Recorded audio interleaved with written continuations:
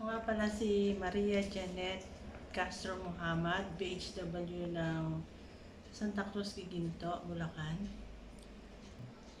Ang masasabi ko po sa Cybersecurity Advocacy and Awareness Program ay nakatulong ito para malaman namin ng kabarangay namin ang iba't ibang uri ng cybercrime at laban ito sa pamamagitan ng cybersecurity awareness.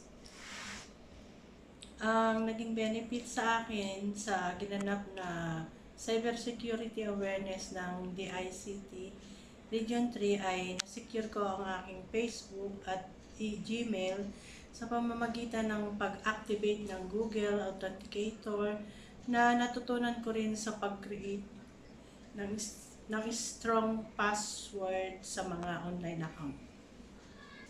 Ang message ko po sa DICT Region 3 ay ipagpatuloy po itong programa para sa maging cyber safe sa bawat barangay sa Region 3. Maraming salamat.